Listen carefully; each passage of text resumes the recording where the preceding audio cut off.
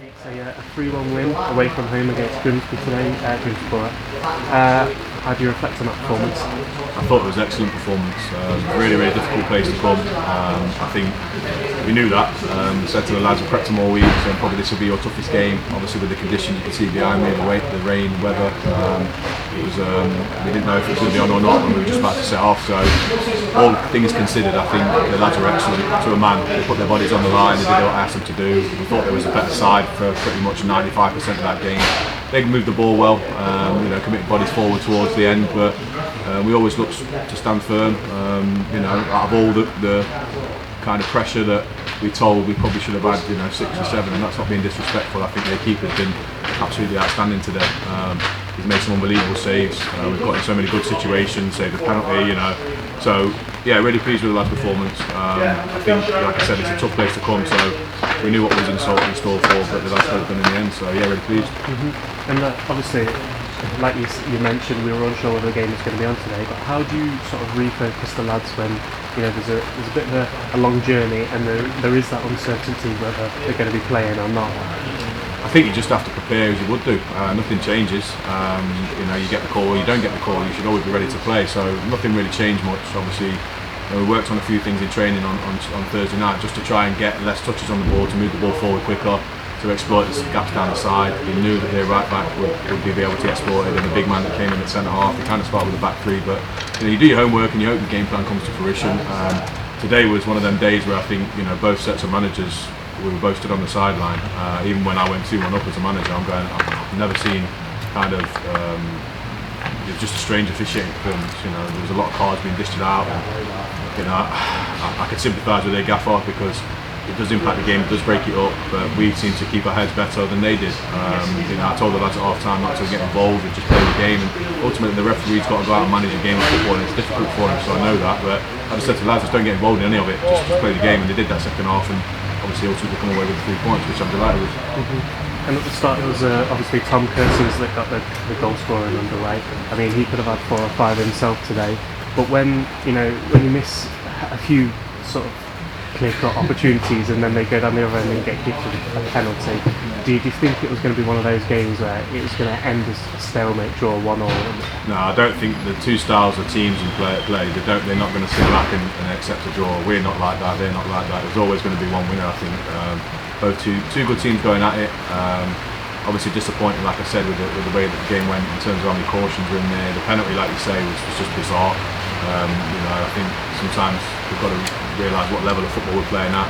Unless he wants players to jump like penguins and run around and not use their arms or do anything else, there's a millimetre away from the ball, he just couldn't wait to give a penalty. Looked to one of my players for diving in the second half when it was a clear penalty. So yeah, it was hard to maintain our focus in terms of when all the chaos was going on, but they did that very well, and that's my job to try and make sure that they keep it switched on, not get involved with that. But like you say, the amount of chances we created, when we watched the game back, and again, it's not being disrespectful. I think their keepers have one of the best goalkeeping displays I've seen for a long time. And Jamie will be kicking himself if he's not got a couple today. Tom will be kicking himself if he's not got a couple of today. We could have scored more. Then probably could have both had hat-trick seats, to be fair.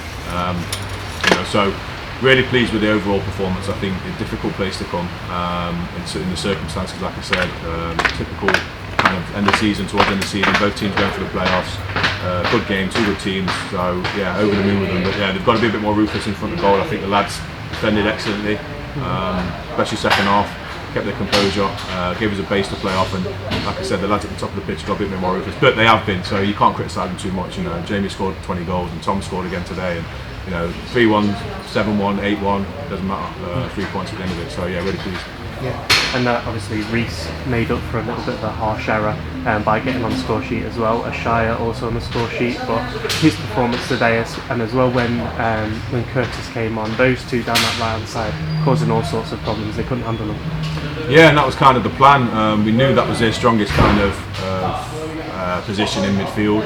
They rotate very well, they move the ball well. It was a game plan to bring Kurt on. I explained that to him before the game. He didn't deserve to be not starting, but I've got to be mindful he's been out for a long time with injuries, and he's suffered it over the past couple of years, and I want to make sure that he gets the right amount of minutes as well at the same time, and he gives the best account of himself. So that was something that we decided to do. I thought it worked very well. We come in at half time, I think, was it 2-1, You know, so we're looking at it and going. I thought Reece was very, very harsh. It wasn't an error. It was harsh. You can't do anything about it. So then he goes up the other end and sticks us 2-1 in front. So that's the character we need to be showing at this time of the year.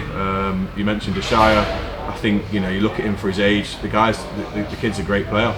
He does everything that you ask him you want out of a footballer. Does his job, works hard, looks after the football.